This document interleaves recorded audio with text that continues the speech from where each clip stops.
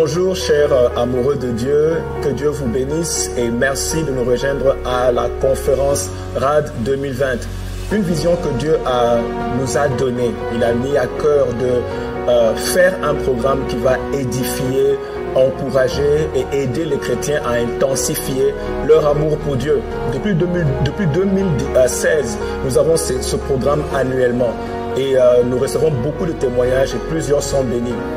La Bible nous dit dans le livre de Matthieu chapitre 24, verset 12, que dans les derniers temps, à cause du mal qui va s'accroître, l'amour d'un grand nombre va se refroidir. Et il va sans dire que nous sommes vraiment dans la fin de ces temps ici. Mais nous bénissons le Seigneur parce qu'avec ce mouvement, nous pouvons équiper et édifier les chrétiens à grandir dans leur amour pour Jésus-Christ l'époux. Et je voudrais vous inviter à participer à ce mouvement avec une offrande d'amour. En fait, j'appelle cette offrande l'offrande du vase d'albâtre. On raconte l'histoire d'une femme qui est venue voir Jésus à cause du bienfait qu'elle a expérimenté, à cause de comment Jésus l'a touché. Cette femme est venue avec un vase rempli d'un parfum. Elle est venue pour oindre Jésus. Elle a répandu ce parfum sur la tête de Jésus. Et les disciples se sont indignés, se sont fâchés parce qu'ils se rendaient compte que cette offrande-là était d'une grande valeur. Mais les disciples ne comprenaient pas ce que Jésus avait fait dans la vie de cette femme. Cette femme a compris et à cause de son amour, elle est venue offrir ce parfum-là de grand prix. Et Jésus-Christ dit ceci aux disciples. Parce que les disciples étaient indignés, ils se sont fâchés, comme pour dire, est-ce que ça vaut vraiment la peine de faire une offrande, une grande offrande comme ça à Dieu? Et des fois, ça peut arriver de se demander si Dieu a besoin de notre argent. Est-ce que Dieu en a vraiment besoin? Vous voyez, Dieu a des projets sur la terre. Il y a des choses sur la terre qu'il veut accomplir et il a besoin de notre participation. Et notre participation, c'est quand nous amenons une offrande qui va permettre que le programme de Dieu puisse s'accomplir. La femme pécheresse a touché Jésus-Christ avec son offrande.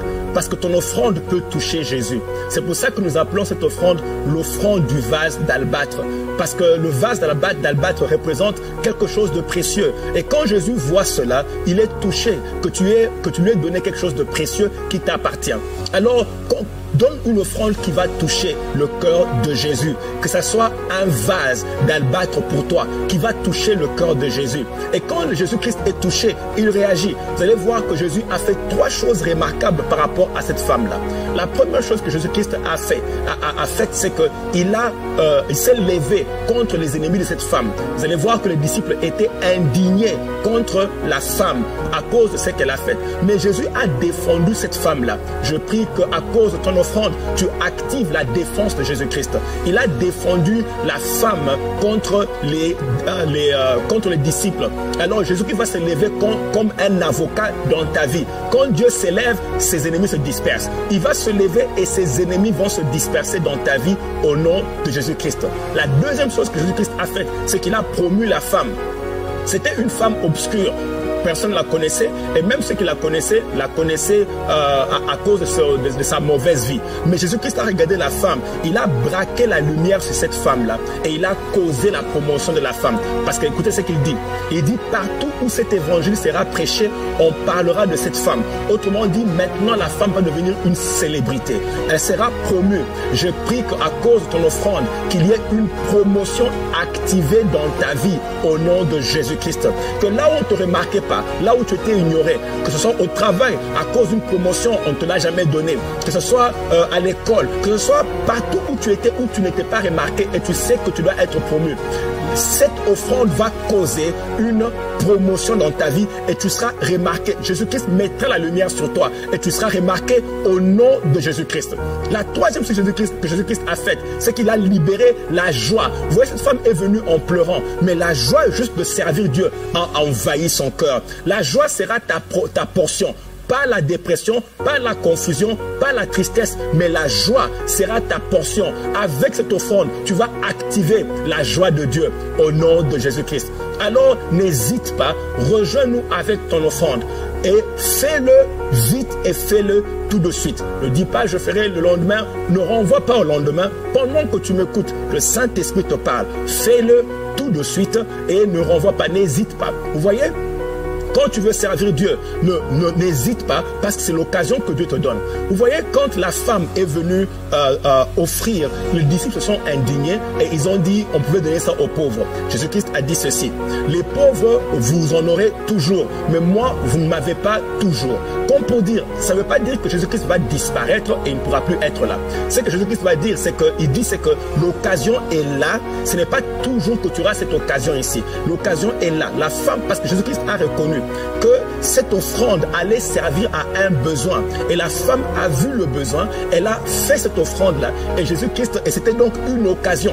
Voilà l'occasion qui t'est donnée de faire cette offrande. Peut-être ça ne reviendra plus, mais tu as l'occasion maintenant. La femme a choisi le moment et Jésus a dit, vous ne m'aurez pas toujours. Donc il n'y aura pas toujours des occasions où tu peux bénir Dieu parce qu'il y a un besoin. Alors bénis le Seigneur. N'attends pas, fais-le maintenant. Toi qui me suis, fais-le maintenant. Et voilà les moyens par lesquels tu peux faire. Ces moyens vont circuler sur l'écran. Tu pourras donner. Il y a plusieurs moyens de donner et quel que soit le pays dans lequel tu es, on s'est rassuré qu'il y a toutes les plateformes possibles pour toi d'envoyer ton offrande. Envoie ton vase d'albâtre et Dieu va te bénir. Nous allons prier. Envoie ton vase d'albâtre et envoie aussi ton nom. Parce que nous voulons nous rassurer que de prier sur ton nom, déclarer l'activation de ces 3 bénédictions. À cause de ton vase d'albâtre, ces 3 bénédictions doivent prendre place dans ta vie. Et donc, ne rate pas l'occasion d'envoyer ton vase d'albâtre. Suivez les instructions qui sont en train de passer et qui vont revenir. Suivez les instructions de comment vous pouvez envoyer votre offrande et faites-le tout de suite au nom de Jésus-Christ. Et d'ici la fin de la convention, dimanche, nous allons prendre le temps de prier, invoquer la grâce de Dieu sur vous et pour l'activation de ces 3 bénédictions au nom de Jésus-Christ. Jésus s'élèvera pour te défendre. Il va causer une promotion dans ta vie. La joie de l'Éternel va envahir ton cœur. Au nom de Jésus-Christ. Merci pour votre offrande. Que Dieu vous bénisse. Shalom. Merci d'avoir participé à la RADCONF 2020, le rendez-vous international de tous les amoureux de Dieu. Nous vous encourageons à faire un don pour soutenir les programmes de la RAD, qui touchent des milliers de vies dans le monde entier. Nous proposons différentes plateformes pour vous aider à donner votre offrande. Veuillez choisir celle qui vous convient le mieux. Écrivez « don » au numéro WhatsApp suivant pour avoir accès à toutes les informations bancaires. Veuillez suivre les mêmes instructions pour nous faire parvenir votre offrande du vase d'albâtre pour activer les 3 bénédictions. Merci pour votre soutien.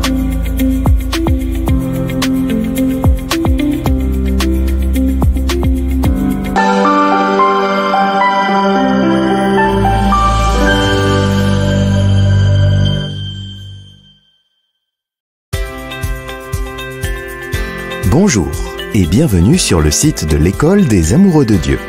Sur la page d'accueil, vous serez accueillis avec devise de l'École des Amoureux de Dieu et toutes les informations nécessaires pour faire découvrir l'école. Vous y trouverez un bref historique, les différentes caractéristiques ou fonctions qui sont à la disposition de l'étudiant, un échantillon des cours et plus encore.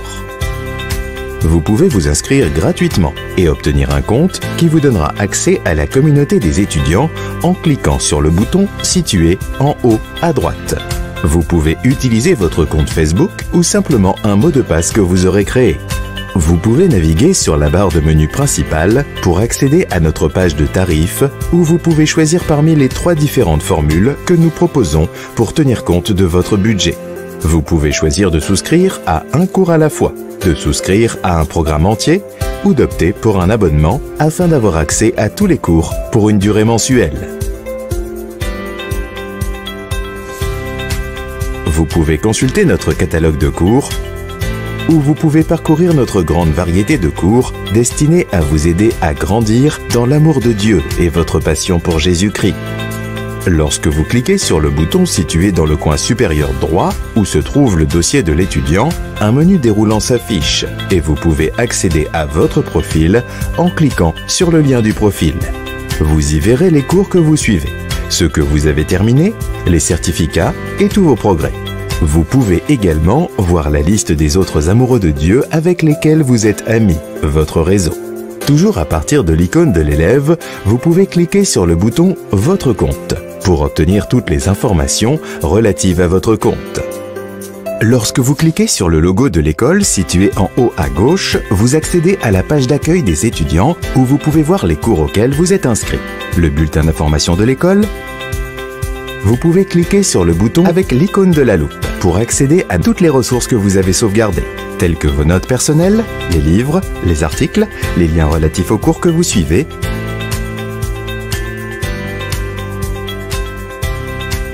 Une autre grande caractéristique de l'école est le réseau social des amoureux de Dieu, un endroit où vous pouvez rencontrer d'autres amoureux de Dieu qui suivent également le programme. Vous pouvez vous y connecter, discuter, partager votre expérience et grandir ensemble dans votre amour pour Dieu. Depuis le compte de la page d'accueil des étudiants, vous pouvez accéder à tous les cours auxquels vous vous êtes inscrit.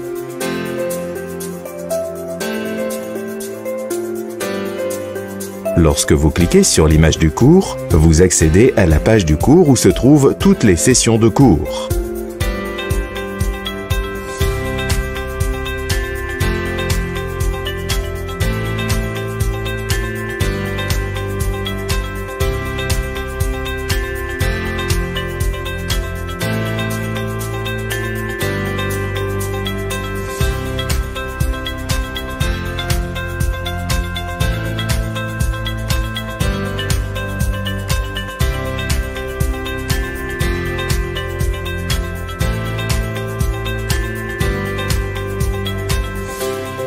Après avoir écouté le cours en vidéo ou en audio, vous pouvez faire les devoirs qui comportent de nombreuses activités visant à renforcer la vérité apprise dans le cours. Il y a également un lien vers le relevé de notes du cours en format PDF e-book.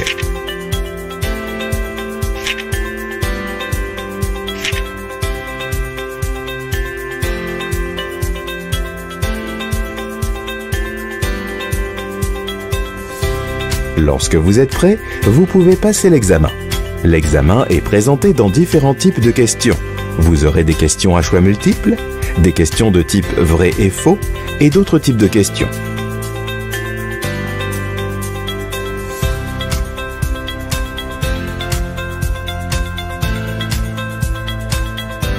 Il y a un bouton où vous pouvez cliquer pour commenter, poser des questions et lancer une discussion.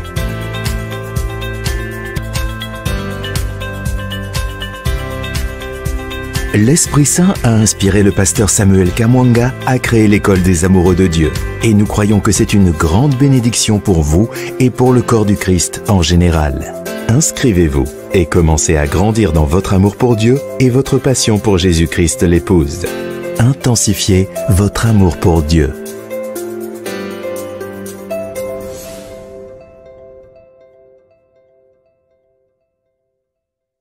Comme ça, Seigneur, j'aime ta présence. So I will pray, Lord, I love your Mais est-ce que presence. Dieu apprécie toi ta présence? Comme son nom l'indique, il est d'origine musulmane. À l'âge de 15 ans, dans sa soif de connaître Dieu, il lui pose des questions en ce qui concerne l'islam et le christianisme et reçoit pour réponse de suivre Christ. Cette réponse va s'accompagner d'un très grand fardeau pour les âmes.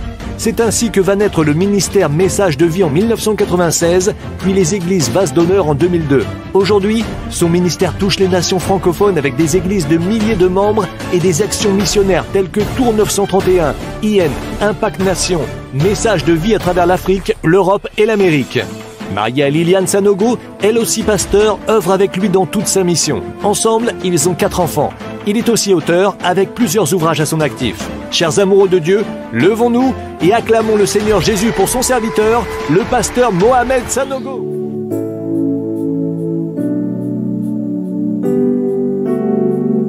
Alléluia. Seigneur, nous sommes reconnaissants de cette opportunité que tu nous donnes.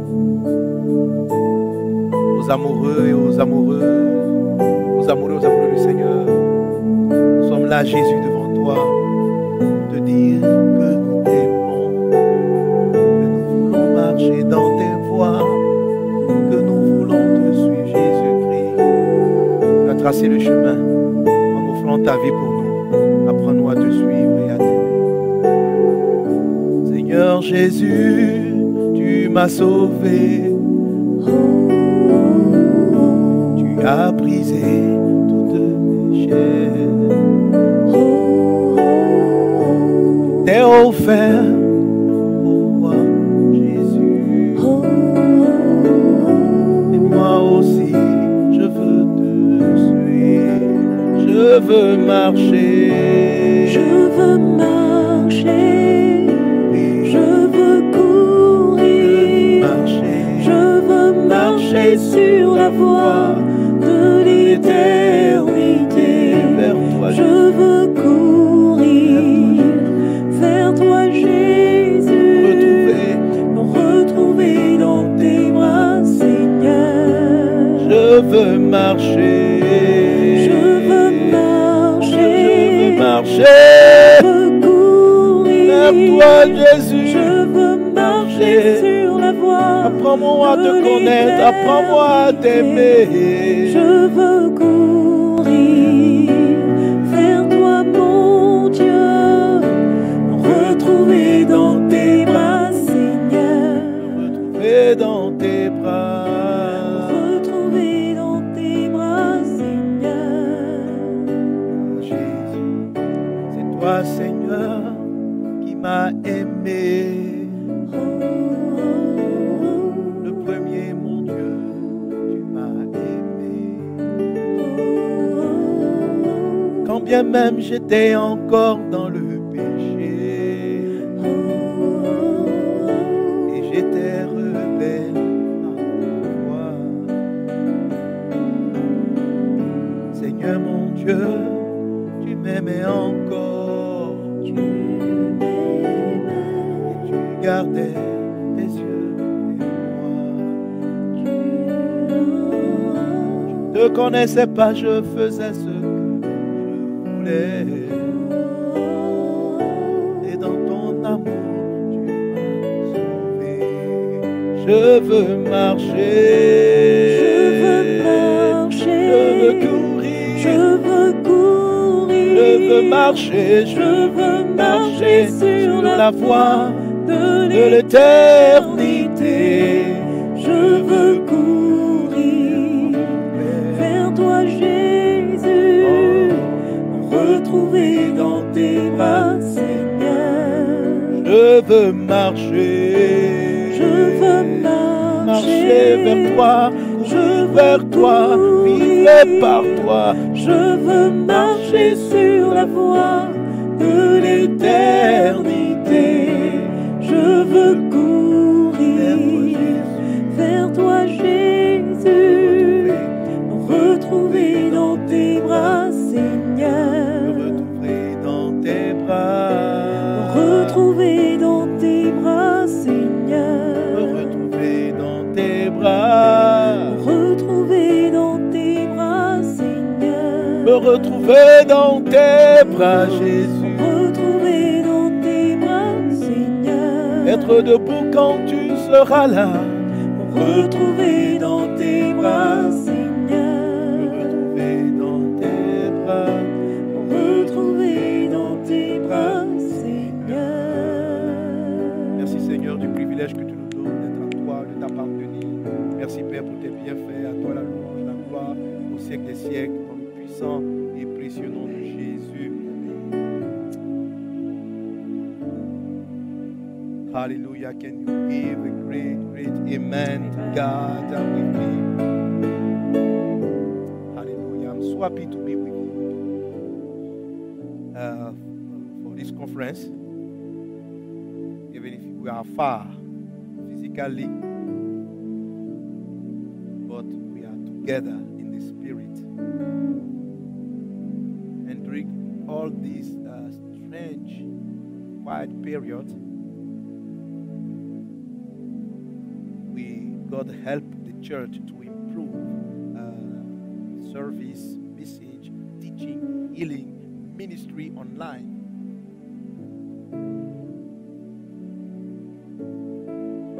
And we thank God for everything. And I'm sure this, when it will be allowed to be together, we need to be together again. Don't stay on the internet. Hallelujah. For this time, the anointing of God bless this channel. Amen. But you have to be ready when everything will be okay. We will be together again. I say that because some of you are think that when the thing will be okay, oh, we want to stay at home, to pray at home, to be our church at home. No.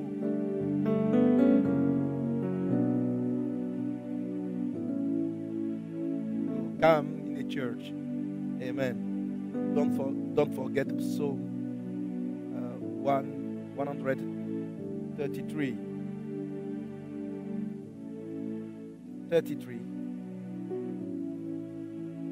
133. Amen. It's very wonderful, brother and sister, to be together. The anointing of God come in this place. Hallelujah. Thank you, Lord. I want to greet and bless our God for our host, my friend, my brother. We are very close in the vision, in the ministry, in the message, in the way God revealed to us. Hallelujah. Hallelujah. Can you help me to greet and bless? Put your hand together for Reverend, for men of God, Reverend Samuel Kamwanga.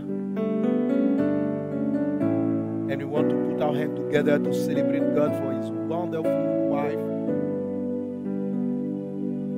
Yes, yes.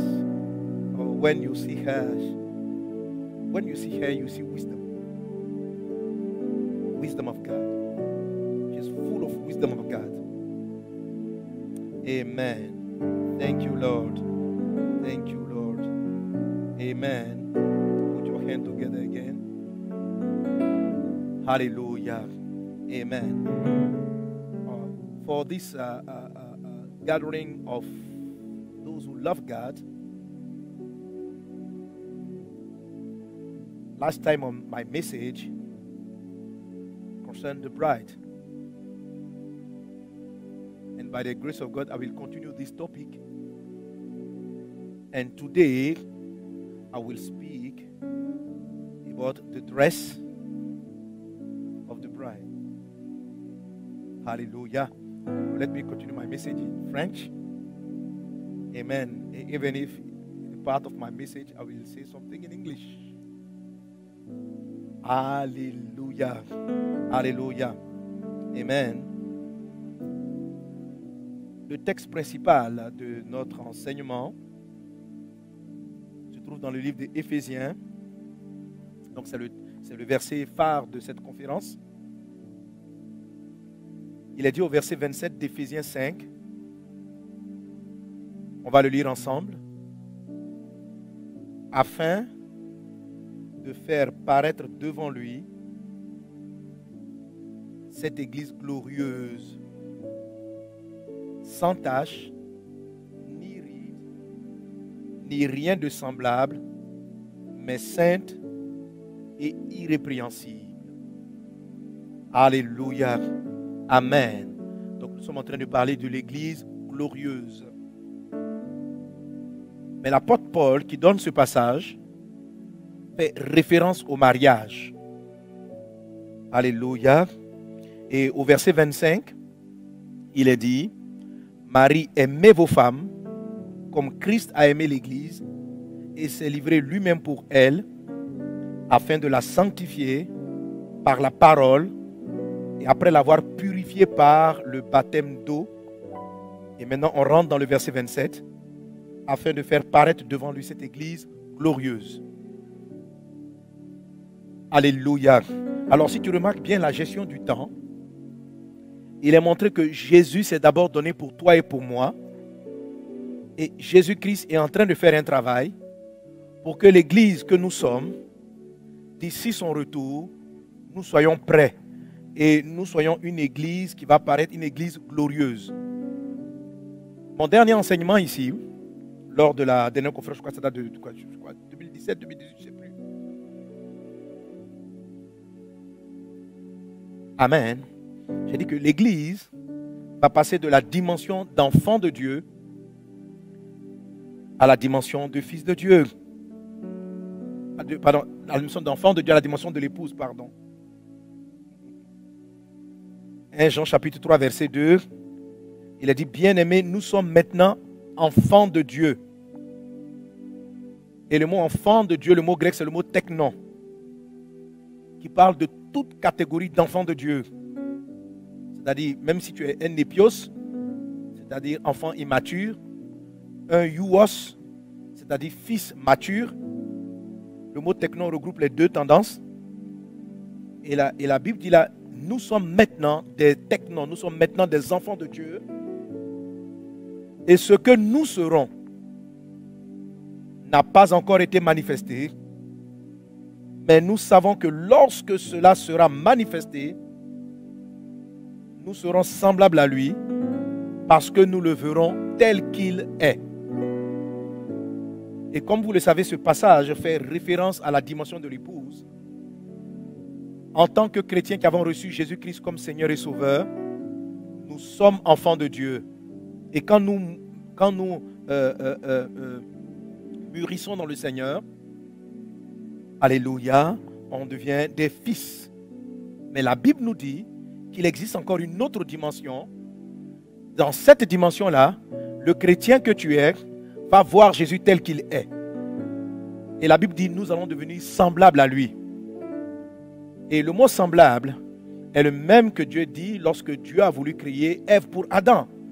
Il dit, il n'est pas bon que l'homme soit seul, je lui ferai une aide semblable. L'histoire de la Bible est une affaire de mariage. À la vérité, le mariage de Adam et Ève est une illustration du plan de Dieu. C'est-à-dire, Dieu n'a pas regardé le mariage d'Adam et Ève pour copier cela au ciel. Dieu a créé des hommes, mais Dieu a voulu avoir avec ces hommes une relation qui existe entre un homme et une femme. C'est-à-dire une dimension où l'homme, dans le mariage, l'homme et la femme peuvent se voir totalement nus.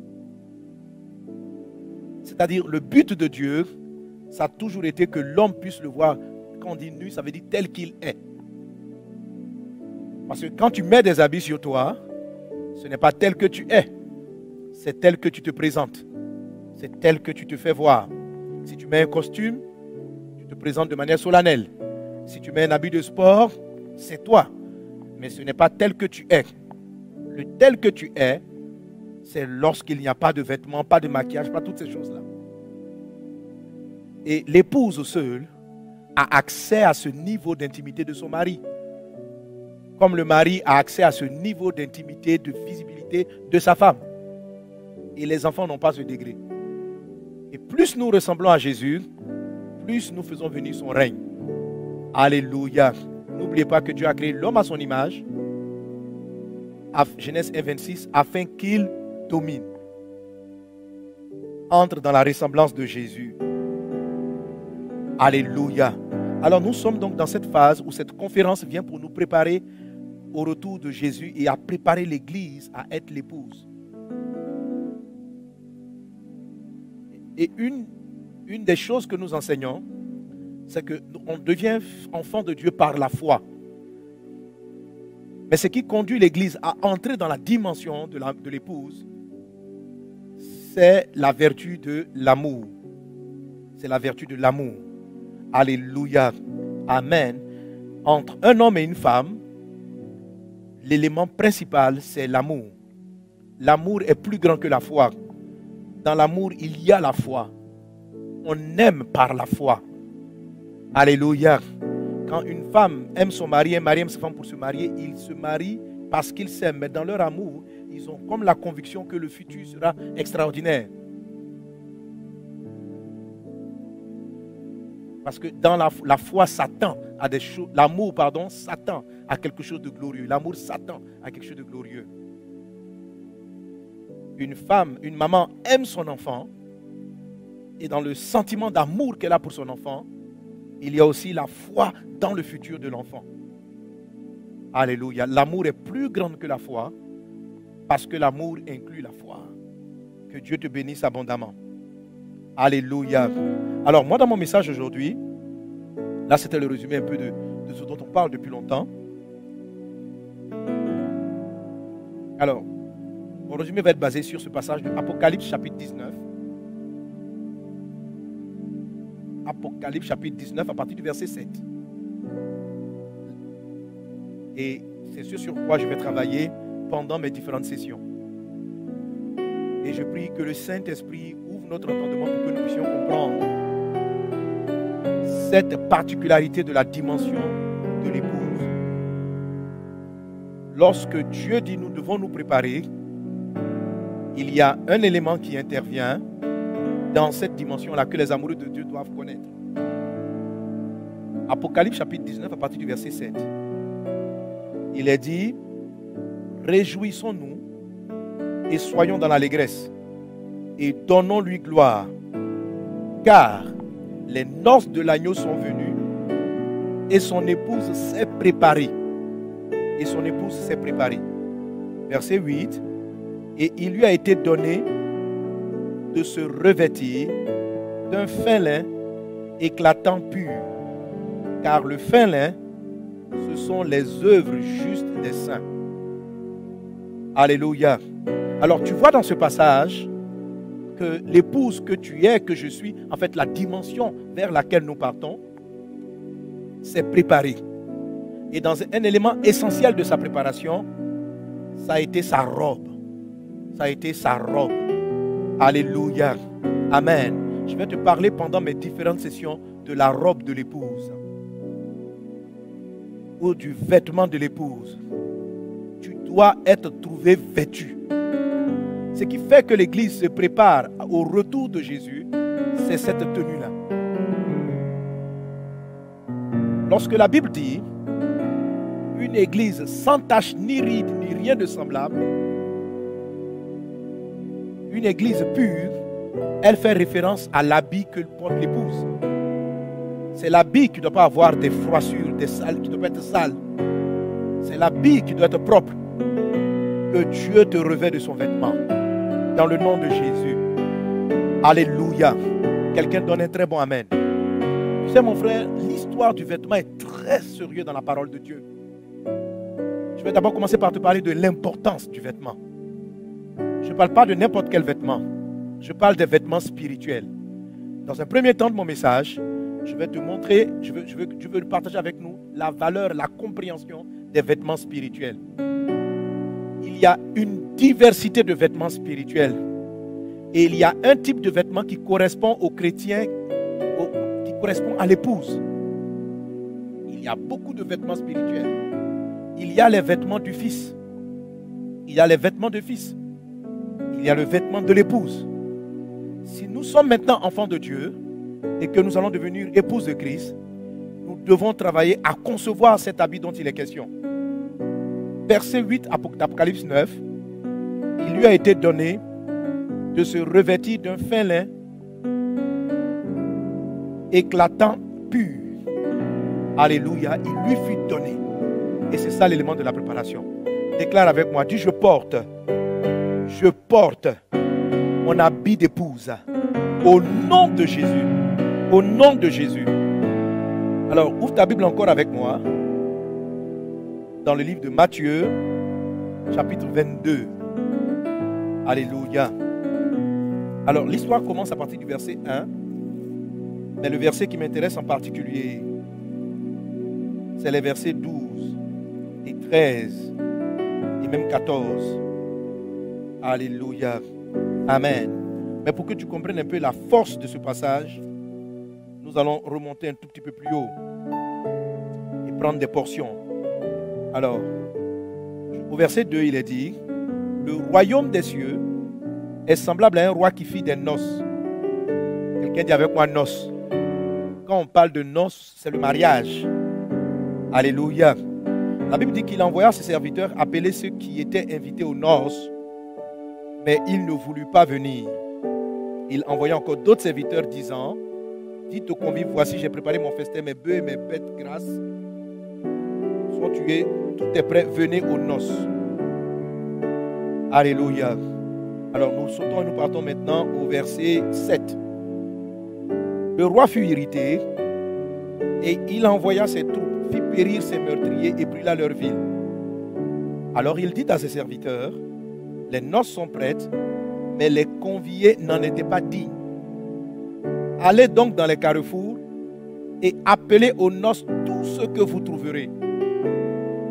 Ses serviteurs allèrent dans les chemins, rassemblèrent tous ceux qu'ils trouvèrent, méchants et bons, et la salle des noces fut pleine de convives. Le roi entra pour voir ceux qui étaient à table, et il aperçut là un homme qui n'avait pas revêtu un habit de noces. Il lui dit, mon ami, comment es-tu entré ici sans avoir un habit de noces? Cet homme eut la bouche fermée. Alors le roi dit aux serviteurs, liez-lui les pieds et les mains et jetez-le dans les ténèbres du dehors, où il y aura des pleurs et des grincements de dents, car il y a beaucoup d'appelés, mais peu d'élus. Alléluia. Amen. Alors Jésus dit que le royaume des cieux ressemble à cette histoire. Et cette histoire présente ceux qui ont rejeté Jésus, qui n'ont pas cru en lui, qui n'ont pas voulu marcher avec lui. D'abord, l'histoire commence d'abord par les Juifs, que Dieu avait d'abord choisi pour ses noces, mais qui ont rejeté les prophètes, qui ont rejeté le message. Plus tard, le Seigneur va amener une autre série d'hommes de Dieu, de prophètes. Jésus-Christ lui-même, dans certaines versions, on voit Jésus lui-même, son Fils va venir pour appeler les hommes. Et ils vont encore rejeter, ils vont encore persécuter. Donc il va y avoir un rejet. Et puis au dernier moment, il va dire, allez dans les rues, cherchez toutes les personnes, tout ce que vous trouverez, les bons comme les méchants, peu importe qu'ils soient. Alors là, mes amis, nous parlons maintenant de la grâce. C'est-à-dire Dieu va faire venir aux noces des personnes qui étaient dignes, indignes, peu importe. Il fallait simplement accepter l'invitation. Et cette invitation-là, c'est recevoir Jésus-Christ comme Seigneur et Sauveur. C'est accepter Jésus comme son Seigneur et son Sauveur. Dire oui à l'invitation de Dieu, c'est accepter Jésus comme ton Seigneur et ton Sauveur. Si tu entends le son de ma voix, que tu n'as pas encore accepté cette invitation de Dieu, cette invitation à quitter ta position à l'extérieur, où tu es assis dans la méchanceté, ou bien tu comptes sur ta bonté. Oui, il y a des gens qui sont bons sur la terre, qui ont de bons comportements, mais eux aussi sont appelés aux noces. Quelle que soit ta bonté, si tu refuses de venir aux noces, tu ne seras pas sauvé. Si quelqu'un est méchant, mais qu'il accepte de venir aux noces, il est sauvé, parce qu'il accepte Jésus-Christ. Le ciel n'est pas fait pour les bons, pour les justes, mais les bons, les injustes, les méchants. Tous ceux qui reçoivent Jésus-Christ comme Seigneur et Sauveur ont la grâce d'être au ciel. Dieu efface leurs péchés. Jésus pouvait dire, vous verrez assis à la table d'Abraham, vous verrez assis à la table de Dieu des prostituées, des méchants, des personnes que vous avez rejetées, mais qui ont accepté l'invitation de Dieu, qui ont reçu Jésus-Christ et qui se retrouvent dans cette atmosphère. Alléluia. Alors pour tous ces invités qui avaient accepté Jésus et qui sont venus à ses noces, la Bible nous dit que le roi est rentré dans la salle des convives. Et lorsqu'il est rentré, une de ces personnes qui avait accepté l'invitation, c'est-à-dire qui avait accepté Jésus-Christ comme Seigneur et son Sauveur, qui était aux noces, mais la Bible dit qu'il n'avait pas porté un habit conséquent, un habit de noces. Verset 12 dit ceci. Je commence au verset 11, il dit, le roi entra pour voir ceux qui étaient à table. Frère, tu es déjà à table. Je parle à des hommes et à des femmes qui sont déjà à table. Je parle à des personnes qui sont déjà à table avec Jésus, qui partagent la Sainte Seine, le corps et le sang de Jésus. Des gens qui ont accepté Christ comme Seigneur et Sauveur. Mes amis, comprenons ce dont Dieu parle ici. C'est très important. Alléluia. Il dit ceci. Il dit, mon ami, comment es-tu entré ici sans avoir un habit de noces? C'est-à-dire, même si le salut c'est par la grâce, même si je t'ai invité gracieusement, mais tu dois être conscient que tu dois porter un habit. Tu ne peux pas venir simplement parce que c'est une grâce, venir avec les habits de la rue, venir avec n'importe quel vêtement. Et la Bible dit, alors le roi dit au serviteur, liez-le les pieds et les mains et jetez-les dans les ténèbres du dehors. Virgule, où il y aura des pleurs et des grincements de dents. Alors, ce serviteur-là, pardon, cet homme qui a accepté l'invitation,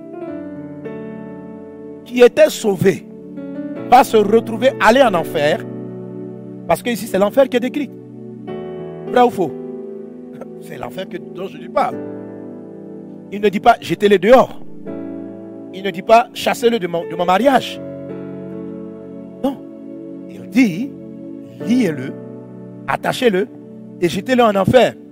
Jésus est en train de te montrer que l'histoire de la tenue spirituelle est très importante. Et que des personnes qui étaient censées aller au ciel, des personnes qui étaient censées être sauvées, au dernier moment, au moment des noces, seront rejetées par défaut d'habits, parce qu'ils n'ont pas les habits des noces. Qu'est-ce que Dieu dit à cet homme? Il lui dit, comment as-tu osé entrer ici sans avoir un habit de noces? Peut-être qu'il était bien habillé, mais l'habit qu'il portait n'était pas un habit de noces. Il n'était pas nu, il avait une tenue. Mais Dieu montre qu'il parle d'habits de noces. Il y a des habits qui correspondent aux noces. Il y a des habits qui ne correspondent pas aux noces. La Bible dit que l'épouse s'est préparée et elle avait une robe spéciale qui est une robe de mariage, qui est une robe de noces. Mes amis, après avoir considéré ce type de passage, on doit se poser la question, qu'est-ce que c'est que cette affaire d'habits? Et que chacun commence à se préparer pour le retour de Jésus en faisant coudre son habit spirituel, mais un habit spirituel pour les noces et non pas un habit spirituel pour toute autre sorte d'événements, fût-ce des événements glorieux. Alléluia. Porte ton habit des noces. Dis avec moi, Saint-Esprit, revêt-moi de l'habit des noces. Revêt-moi de l'habit des noces. Alléluia. Les habits spirituels sont très importants. La Bible en parle. Alléluia. Alors, donc dans cette première session, je vais vraiment insister sur l'importance du vêtement. Et puis après, on va différencier, on va aller maintenant vers la spécificité de l'habit des noces. Il y a des habits négatifs. Il y a des habits favorables. Et puis il y a les habits des noces. Pour ce qui est du mariage dont parle la parole de Dieu, il y a une tenue spéciale. Alléluia. Amen. Regarde encore par exemple Apocalypse chapitre 3. Apocalypse chapitre 3. Regarde encore pour une histoire d'habits. Une église, c'est-à-dire un ensemble de chrétiens ont été rejetés. Apocalypse chapitre 3.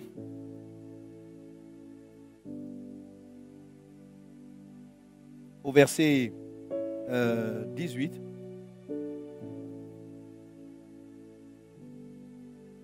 Je commence au verset 17, il a dit. Oh, pardon.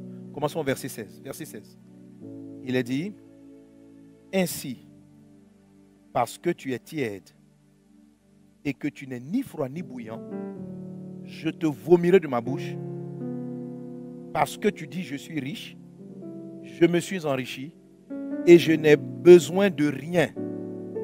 Et parce que tu ne sais pas que tu es malheureux, misérable, pauvre, aveugle, et nu.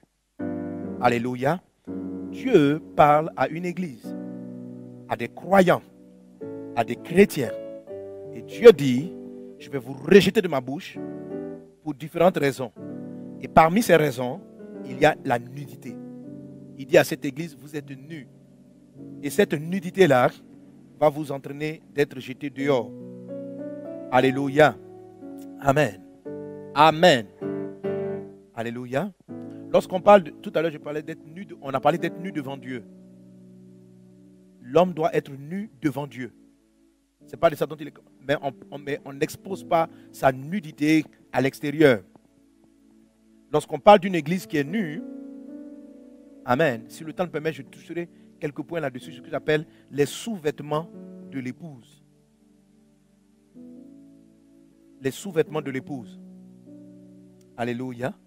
Alléluia. Voilà. Parce que la robe de l'épouse est une chose que le monde perçoit, que le monde voit. Mais il y a ce dont la Bible parle comme étant la parure intérieure de l'épouse. La parure qui est cachée. Ça parle de ce que j'appelle donc les sous-vêtements et ou ce que le Seigneur seul doit voir, doit percevoir. Mais je dirai un mot là-dessus. Quelqu'un donne un bon amen. Verset 18, il est dit, Apocalypse 3, 18, je te conseille d'acheter de moi de l'or éprouvé par le feu, afin que tu deviennes riche, et des vêtements blancs. Alléluia. Afin que tu sois vêtu et que la honte de ta nudité ne paraisse pas. Et un collier pointe tes yeux afin que tu vois. Donc le Seigneur recommande à cette église de se procurer un habit blanc. Alléluia. Et je crois que cet habit-là, c'est l'habit de l'épouse. Donc Dieu va rejeter une église parce qu'elle n'avait pas la tenue. Il dit, je te vomirai de ma bouche parce que tu n'es pas habillé. Dis à ton voisin, tu dois être habillé. S'il n'y a personne à côté de toi, envoie un mot en ligne. Dis, toi qui me suis, habille-toi. Porte l'habit des noces. Au nom de Jésus. Au nom de Jésus. Alléluia. Alors, l'habit dont il est question sont des tenues spirituelles. Ce ne sont pas des habits physiques. Mais Dieu utilise la version physique, ou bien il utilise les images physiques pour que nous comprenions une vérité spirituelle. C'est un habit qui est invisible au monde matériel,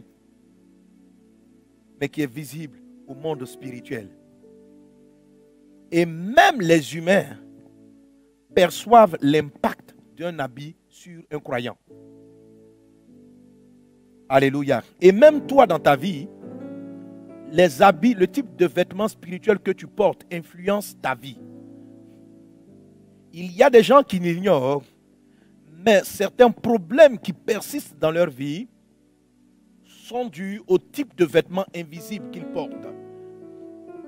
Ils ont des types de vêtements qui ne fonctionnent pas du tout. Tu as besoin de l'habit. Et tu dois enlever les mauvais vêtements. Qu'il en soit ainsi dans le nom de Jésus. Le verset 8 de Apocalypse 19 où il est parlé de la robe de l'habit, il est dit, il lui a été donné de se revêtir d'un fin lin éclatant et pur. Et il est dit, car le fin lin, ce sont les œuvres justes des saints. Et nous allons arriver là à une autre session. Le fin lin, c'est-à-dire le fil avec lequel l'habit de la robe de l'épouse a été conçu, ce sont des œuvres, ce sont des attitudes, mais pas n'importe quelle œuvre, ce qui est appelé les œuvres justes des saints. Porte ta tenue spirituelle au nom de Jésus. Ce sont des œuvres particulières que tu dois pratiquer. Alléluia. Donc un croyant, un chrétien qui ne pratique pas certaines œuvres est nu. Un chrétien qui, comme l'invité qui n'avait pas l'habit conséquent, qui a accepté l'invitation, ça veut dire qu'il a cru, il a eu la foi qu'il avait accès aux noces. Mais il est arrivé aux noces sans avoir les œuvres qu'il fallait. Cet homme est arrivé aux noces parce que dire qu'il n'a pas d'habit, c'est-à-dire qu'il y a des œuvres qu'il n'a pas produites. Il y a des œuvres qu'il n'a pas produites. Parce que la Bible dit que l'habit de l'épouse est constitué des œuvres, pas de la foi, pas de l'amour, mais des œuvres. C'est-à-dire de quelque chose que tu as fait. Alléluia. Je veux dire à quelqu'un que si l'amour que tu as pour Dieu ne produit pas certaines œuvres, tu peux être expulsé. Il y a des œuvres. Les œuvres, ce n'est pas la foi, ce n'est pas l'amour en tant que tel, mais la foi et l'amour doivent t'amener à produire certaines œuvres qui seront considérées par Dieu comme étant des habits. Et ces habits-là vont te donner des accès, vont te donner certains pouvoirs. Alors, si l'invité avait porté l'habit, il aurait profité des noces, il aurait pris du plaisir avec les noces, dans les noces, il allait bénéficier des noces. Mais comme il n'avait pas l'habit, il avait le cœur, il avait la foi, il a cru dans le message, mais il n'avait pas l'habit. Et parce qu'il n'avait pas l'habit, on n'a pas regardé quel était son cœur. Dieu n'a pas remarqué, ah mais bon, quand même, tu as accepté mon invitation. Ceux que j'avais invités en premier, ils ont tous rejeté mon invitation. Bon, comme toi au moins tu as accepté, je tolère que tu n'aies pas d'habit. Non, il n'a pas toléré. Dieu ne va pas tolérer. Si ton amour, ta foi en Christ ne produit pas certaines œuvres qui sont ton habit. L'église de Laodicée avait des œuvres. Je reprends le texte de l'église de Laodicée. Verset 15. Il a dit, bon, d'abord, allons verset 14. Écrit à l'ange de l'église de Laodicée. Voici ce que dit l'Amen. Le témoin fidèle et véritable. Le commencement de la création de Dieu. Je connais tes œuvres. Je connais tes œuvres. Je sais que tu n'es ni froid ni bouillant, puis tu es frais et bouillant, etc. Donc, Dieu commence en disant, je connais tes œuvres. Alors, c'est parce qu'il connaissait les œuvres. C'est parce qu'il a qualifié leurs œuvres qu'il a dit à cette église qu'elle était nue. Nue. Alléluia. Il y a une qualité, il y a une manière d'œuvrer dans l'église. Il y a un travail particulier que Dieu attend que tu fasses. En tant qu'épouse, en tant qu'amoureux. Si ces œuvres-là ne sont pas trouvées, si ces œuvres ne sont pas trouvées, tu vas rentrer dans le palais, tu seras à la fête, mais tu seras éjecté. Mais je sais que tu ne seras pas éjecté. Car si Dieu permet que tu entendes ces choses, c'est pour que rapidement tu rachètes le temps et que tu commences à faire ce que tu dois faire et que tu te comportes comme tu dois te comporter. Qu'il en soit ainsi dans le nom de Jésus. Alors, les habits sont si importants, oui. S'il y a des habits de noces, il y a d'autres formes de vêtements spirituels et nous allons voir un peu. Alors, c'est vrai que dans la version anglaise, les mots souvent utilisés ne sont pas les mêmes, sauf dans quelques versions, il me semble. Donc, dans le livre de Luc, chapitre 4, Luc, chapitre 4, alléluia, il est dit au verset 14 que Jésus, revêtu, amen. Donc certaines versions vont dire Jésus était couvert ou bien Jésus était dans la puissance. Ça veut dire la puissance le couvrait. Jésus revêtu. Mais donc, un autre mot qu'on peut utiliser, un autre mot donc, du grec qui est utilisé pour parler de in the power, un autre mot grec, c'est le mot habit. Jésus habillé. Jésus habillé de la puissance de l'Esprit, retournant en Galilée, et sa renommée se répandit dans tout le pays d'alentour. Il enseignait dans les synagogues et il était glorifié par tous. Alléluia. Alléluia. Et au verset 18, il va dire, l'Esprit est sur moi parce qu'il m'a oint pour annoncer une bonne nouvelle aux pauvres. Amen. Et si vous continuez plus loin, et dans différents autres passages, c'est à partir de cet instant que les démons en voyant Jésus pouvaient s'écrier, arrière de moi, tu es le Fils de Dieu. Tu es le Fils de Dieu. Alléluia. Alléluia. Amen. Bon, je t'entends quelques références où Jésus l'a dit, mais si vous continuez Luc 4, Matthieu 4, etc., vous allez voir que dès l'instant où Jésus a été revêtu, les esprits ont commencé à dire, tu es le Fils de Dieu. Tu es le Fils de Dieu. Et la Bible dit, parce qu'il disait, tu es le Fils de Dieu, il s'échappait. Alors, je te pose la question. Jésus est devenu Fils de Dieu à partir de quand? Lorsque cette histoire se produisait, Jésus avait environ 30 ans. Il venait de passer par les eaux du baptême avec Jean. Il avait fait 40 jours de jeûne. Et au sortir de ces 40 jours, la Bible dit que Jésus a été habillé de la puissance du Saint-Esprit. Et dès cet instant, sa renommée s'est répandue. Les esprits impurs le regardaient et criaient, tu es le Fils de Dieu. Et il s'en allait. Alors, pourquoi les esprits ne criaient pas, tu es le Fils de Dieu quand il avait 13 ans? Pourquoi les démons ne criaient pas qu'il était le Fils de Dieu quand il avait 11 ans? Lorsqu'il avait 5 ans?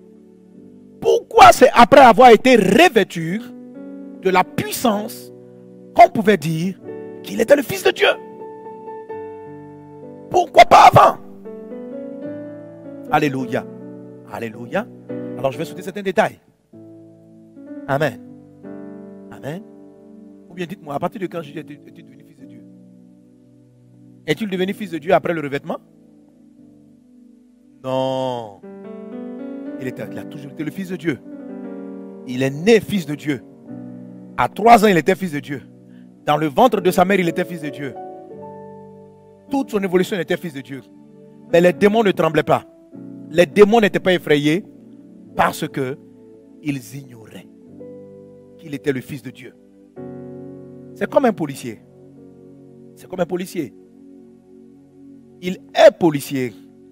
Est-ce qu'on a des policiers qui nous suivent? Est-ce qu'on a des corps habillés qui nous suivent? Si c'est ton cas, lève la main et reçois une bénédiction de revêtement spirituel au nom de Jésus-Christ de Nazareth. Alléluia. Amen. Amen. Alors c'est comme un corps habillé. Dites-moi, est-ce qu'il est policier parce qu'il, quand il s'habille et quand il n'est pas habillé, il n'est pas policier?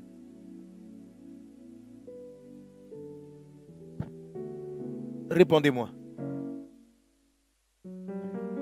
Il est policier en dépit de l'habit. Qu'il soit habillé ou pas, il est policier. Le fait qu'il ait eu les diplômes, la formation, qu'il ait été reconnu, désigné par l'État comme étant policier,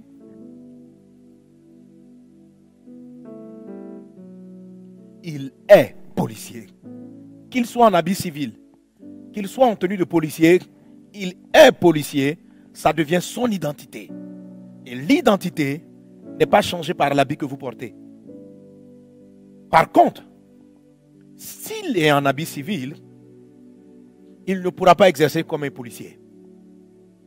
Même s'il est policier, il ne pourra pas opérer.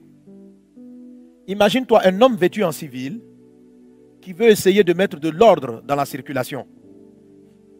Parce que quelqu'un conduit mal, le gars il est habillé en civil, il s'est dit je suis policier, c'est mon devoir de faire respecter les règles.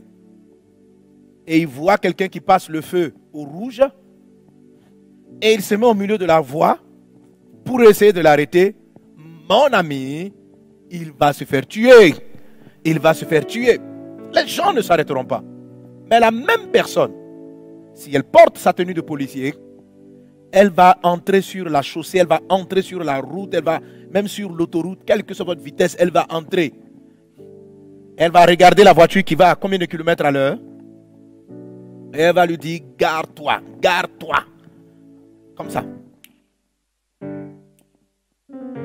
Et tu freines. Et tu t'arrêtes. Alléluia.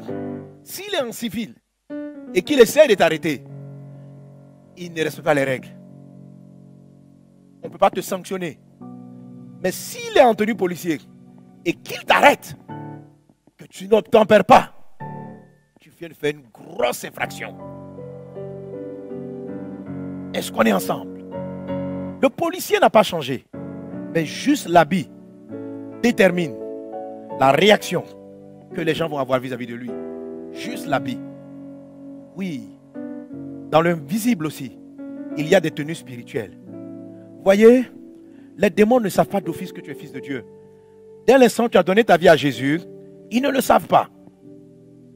Mais lorsque Dieu te revêt de l'habit, lorsque Dieu te donne l'habit, ici il s'agit de l'habit de fils, pas de l'habit de l'épouse, mais je fais ressortir la notion de l'habit. Il te regarde et il t'identifie. C'est le fils de Dieu. C'est un fils de Dieu. Et en tant que fils de Dieu, ils obtempèrent. Lorsqu'un chrétien, né de nouveau, n'a pas porté son revêtement spirituel, son revêtement d'habit, il va passer des heures à chasser les démons. Parce que les démons ne savent pas qui tu es. Tu n'as pas le droit. Tu te prends pour qui? Tu es là au nom de Jésus, au nom de Jésus. Mais dès l'instant où tu as le revêtement, ça fait la différence. Quand j'étais plus jeune à la délivrance, je suis en train de chasser, de faire la délivrance de monsieur. Après plusieurs jours, on n'avait pas vraiment de résultats efficaces. Quelques démons sortaient seulement de son corps. Mais ce monsieur était possédé de beaucoup d'esprit. Et puis avec les amis avec qui je priais pour lui, nous sommes partis chercher la face de Dieu. Et après plusieurs jours, après je crois qu'on a jeûné un jour, deux, je ne sais plus. On a senti quelque chose de particulier. L'Esprit du Seigneur est venu sur nous. Pour moi, c'est la première fois que j'ai senti, j'ai expérimenté, je dirais presque physiquement, la sensation du vêtement. Car le plus souvent, l'habit spirituel est sur vous sans que vous le sentiez. Mais là, Dieu a voulu me donner l'expérience du revêtement. Et nous étions, je ne sais plus combien, entre 5 et 10 personnes. Je ne sais plus combien on était exactement. Mais nous tous, après la prière, mais pendant que nous prions, nous avons senti comme un film, comme une couche. Comme une couche qui nous recouvrait. Et je posais la question aux gens, mais est-ce que vous sentez quelque chose? Et chacun d'entre nous dit, on sent qu'on est couvert. Cela s'est passé, ça fait plus de 30 ans. Mais jusqu'à présent, j'ai rencontré des amis. Tout le monde se souvient de cette expérience. Et on est monté dans la voiture d'un des nôtres. Et nous sommes partis prier pour le monsieur. Dès qu'on a ouvert la porte de son salon, en fait, le monsieur, il avait perdu la tête. Donc, il ne reconnaissait personne. Il était pris d'un esprit de folie. De plusieurs démons de folie. Et depuis plusieurs jours, nous prions pour lui. Il ne nous connaissait pas. Il n'était pas conscient. Dès qu'on a ouvert la porte de son salon, on l'a vu se lever de son fauteuil où il était couché. Il a poussé un petit cri et puis il est retombé sur son fauteuil. Nous pensions que les esprits étaient en train de se manifester encore. Et on a commencé à prier, chasser les démons. Sortez, sortez, sortez. Et le monsieur a commencé à dire, mais qui êtes-vous? On lui a attrapé la tête, qui êtes-vous? Qu'est-ce que vous faites dans ma maison? Et puis nous on était là, tais-toi. Esprit impie, tais-toi. Et puis il y a quelqu'un là-bas, attrapez-le, attrapez-le. Et après plusieurs minutes de prière, est-ce que ce monsieur n'est pas revenu à lui-même? Et puis bref, on s'est rendu compte, parce que quand à un moment sa femme est venue et il appelle son épouse. Mais comment tu vois des gens qui rentrent m'agresser dans ma maison? Alléluia. Et on s'est rendu compte que le monsieur était revenu à lui-même. À la vérité, dès qu'il nous avait vu rentrer dans la salle, les démons sont partis. Et nous, on était tellement convaincus qu'on devait se battre encore. Écoute, quand tu as l'habit, quand tu as un habit de policier, tu n'as pas besoin de trop crier. Souvent, les gens ils crient trop pour chasser les démons. Parce que est-ce qu'un policier a besoin de crier? Une voiture qui passe, arrête-toi! Non. Comme ça. Quand tu as l'habit des fils, le revêtement de la puissance, juste un doigt indique à l'esprit où il doit partir. Alléluia. Revêt-toi de l'habit de puissance. Revêt-toi des habits de puissance. Revêt-toi des habits de puissance. Alléluia. Amen. Donc l'habit spirituel permet au monde invisible, aux esprits impurs, aux anges de savoir qui tu es et d'opérer en fonction. sur votre habit spirituel, même en tant que fils de Dieu, il y a des grades, il y a des galons, il y a votre spécificité. Quand quelqu'un porte un habit d'évangéliste, lorsqu'il dit au cœur, tournez-vous vers Jésus, l'esprit même de la personne a l'impression d'entendre, c'est comme si le message, l'habit d'évangéliste fait que le message va dans le cœur et amène la personne à Christ. J'ai vu des pasteurs qui avaient des habits pastoraux prêcher dans une évangélisation. De puissants messages. Et très peu de gens répondaient favorablement à leur appel. Devant la même foule, un autre évangéliste arrivait, lançant le même appel, avec 2 petits mots. Une foule énorme le rejoignant pour se tourner vers Jésus. C'est impressionnant. Alléluia. L'habit attire des faveurs, comme l'habit peut rejeter des faveurs.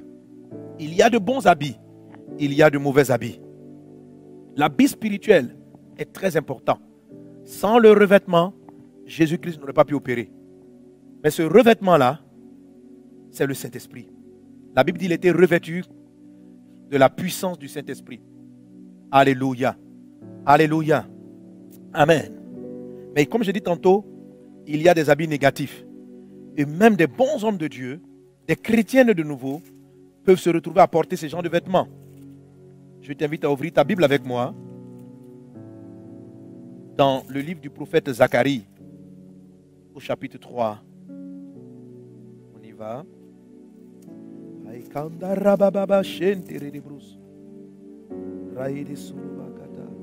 Dis avec moi, je porte mon habit. Je porte mon habit spirituel. Je porte mon habit spirituel. Au nom de Jésus. Au nom de Jésus. Alors, Zacharie chapitre 3, à partir du verset 1, il est dit, on lit ensemble, il me fit voir Josué, le souverain sacrificateur, debout devant l'ange de l'Éternel, et Satan qui se tenait à sa droite pour l'accuser. L'Éternel dit à Satan, que l'Éternel te réprime, Satan, que l'Éternel te réprime, lui qui a choisi Jérusalem. N'est-ce pas là un tison arraché du feu? Or, Josué était couvert. Regarde bien le verset 3. Or, dis avec moi, or, Josué était couvert de vêtements sales. Et il se tenait debout devant l'ange. L'ange, prenant la parole, dit à ceux qui étaient avec lui, ôtez-lui les vêtements sales. Puis il dit à Josué, voici, je t'enlève ton iniquité et je te revêts d'habits de fête. Je dis qu'on mette sur sa tête un turban pur, et ils mirent un turban pur sur sa tête et lui mirent des vêtements. L'ange de l'Éternel était là. Alléluia. Alléluia. Gloire à Dieu. Amen. Alors, le souverain sacrificateur Josué dont il est question ici est un homme de Dieu qui a joué un rôle important pour la reconstruction du temple et de Jérusalem. Dieu même le qualifie comme un tison arraché du feu. C'est-à-dire un homme exceptionnel, un élu de Dieu. Et la Bible dit que Josué se tenait devant Dieu. Josué était devant Dieu, mais il est dit qu'à la droite du sacrificateur Josué, Satan était là. Dire que Satan, un esprit mauvais, est à ta droite, c'est une très mauvaise image qui explique que Satan était dans sa force et dans sa puissance. La droite dans la parole de Dieu, ce n'est pas votre bras droit. Quand on dit Jésus est à la droite du Père, ça veut dire qu'il est dans la puissance du Père. Ça veut dire qu'il est dans les faveurs du Père. Alors si Satan doit se trouver à la droite de Josué, ça veut dire que Satan avait le pouvoir de détruire tout ce que Josué entreprenait. Satan ravageait tout ce qu'il était en train de faire. Satan se trouvait là. Et Dieu dit, Satan, pars. Car le texte dit, Satan, que l'Éternel te réprime. Donc Dieu ne voulait pas que Josué ait ce type de vêtements. Dieu voulait que Satan parte, pardon. Et le verset 3 dit, or, dis avec moi, or,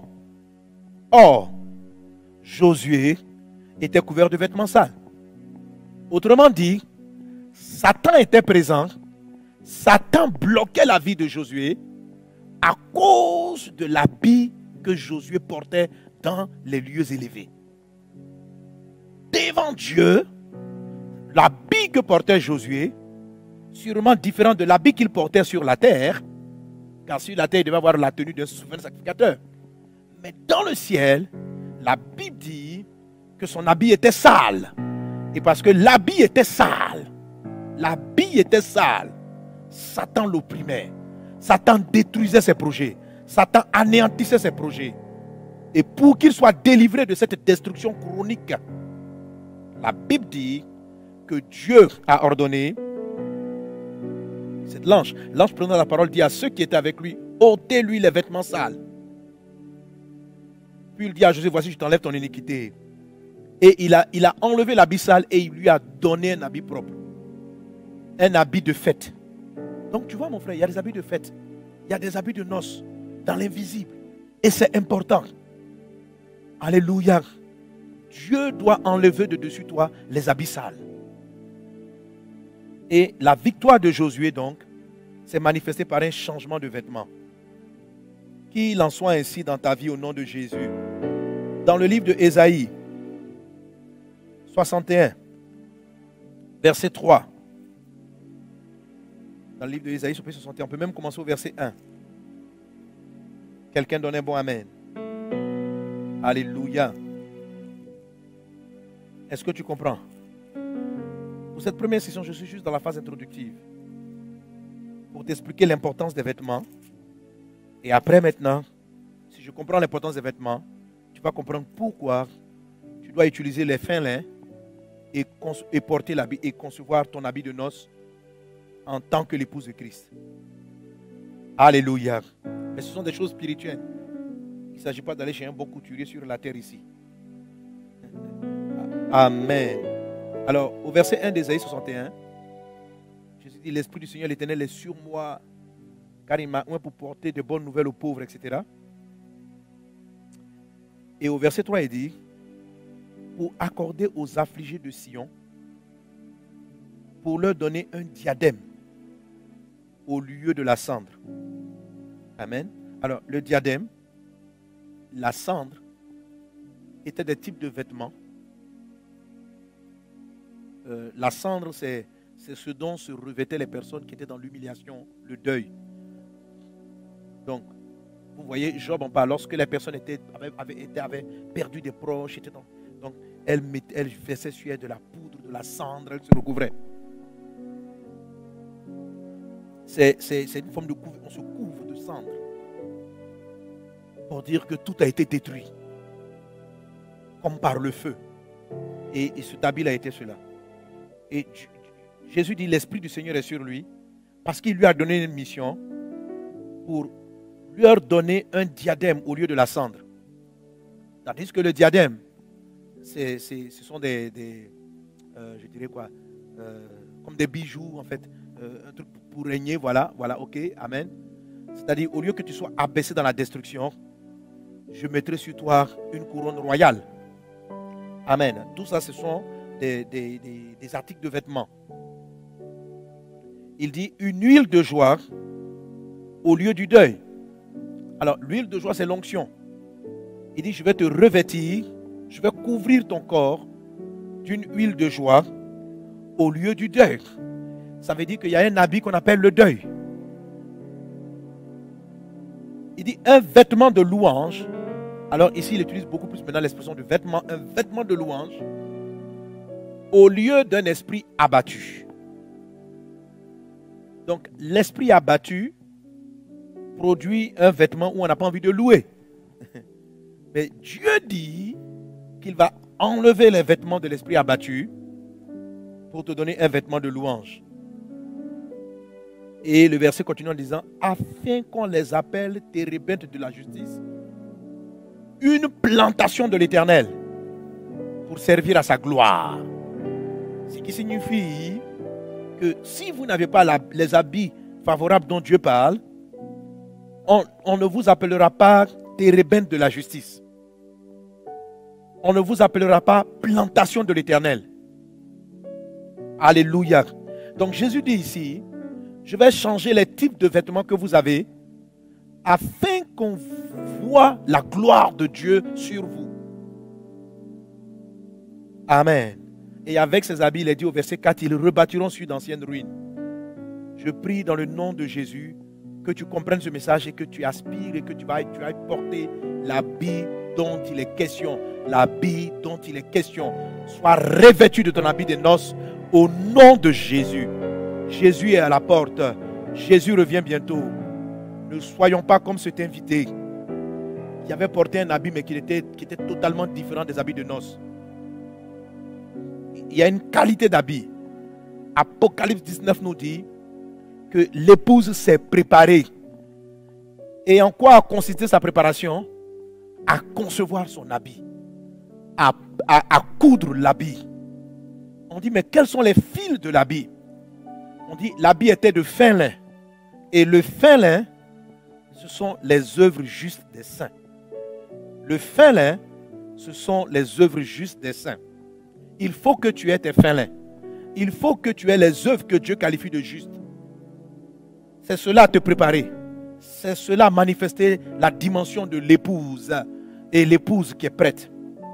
Et tu vas voir que toutes ces choses-là sont profondément rattachées à la manifestation de l'amour. À la manifestation de l'amour. Tu vas voir qu'il y a une différence donc entre le revêtement, l'habit des fils et l'habit de l'épouse. Alléluia. L'habit des fils vient de la foi. Ce sont des œuvres qui viennent de la foi. Ce sont des œuvres de la foi. L'habit de l'épouse, ce sont les œuvres de l'amour. Alléluia. L'habit de l'époux, l'habit des fils, qui sont des habits extraordinaires. On décrit l'habit des fils dans l'évangile de Luc chapitre 15, dans l'histoire du fils prodigue. Dans l'histoire du fils prodigue, la Bible dit, lorsqu'il est revenu, son père a dit ceci, lorsqu'il s'est repenti, il dit, amenez la robe. Donc il lui a enlevé l'habit de rétrograde et il lui a donné un habit digne de son fils. Il lui a donné une alliance, une bague particulière et il lui a apporté des chaussures. Là encore, la Bible décrit un vêtement qu'il avait perdu.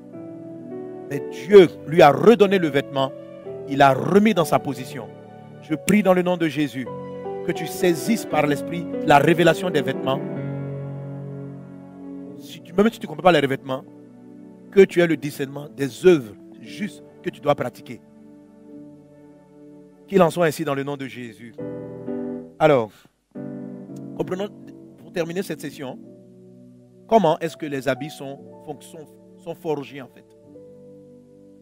Alors, pour comprendre comment les habits sont forgés, ou bien comment les habits sont cousus, ou comment les habits sont tissés,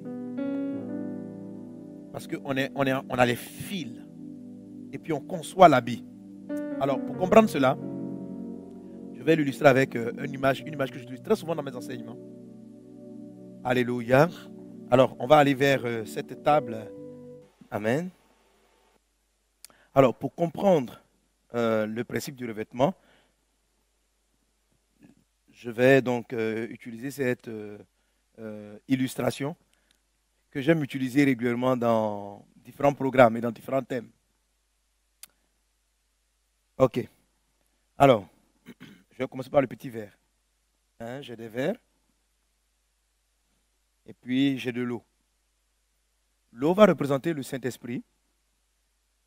Et le verre va te représenter ou nous représenter. Ok? Alors, Luc chapitre 4, verset 14.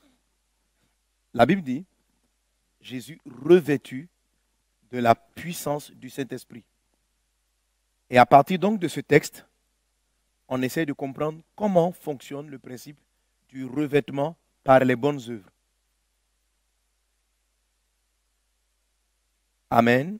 Apocalypse 19, on le rappelle, nous dit que l'habit que l'épouse portait, c'était les œuvres justes des saints. Alors, comment sont constitués ces revêtements? Avant de dire au verset 14 de Luc 4 que Jésus était revêtu, Jésus nous dit dans Luc chapitre 4, la Bible nous dit en Luc 4, 1, on peut le voir, la Bible dit Jésus rempli du Saint-Esprit. Alors, être rempli, c'est avoir quelque chose en soi et dont on est plein. Donc, Jésus rempli, donc je remplis du Saint-Esprit. Jésus rempli, donc il était rempli. Après, donc, fut conduit par l'Esprit dans le désert. Amen. Donc, la plénitude dans le Saint-Esprit oriente nos œuvres, oriente ce que nous allons dire et faire. Quand Jésus a été rempli, ça l'a orienté vers le désert. Et là, Jésus a fait une œuvre. Amen. Bref, on continue. Lorsqu'on arrive au verset 14, donc après le désert, la Bible utilise cette expression maintenant. Elle ne dit pas que Jésus était encore rempli. Elle dit Jésus revêtu. Jésus était revêtu. Alors, si je continue à mettre l'eau, le Saint-Esprit, il se produit une chose, c'est que l'eau déborde et l'eau vient recouvrir la paroi extérieure du verre. L'eau recouvre le verre. L'eau n'est plus seulement dans le verre, mais on peut dire aussi que le verre est dans l'eau. Ou le verre est revêtu d'eau.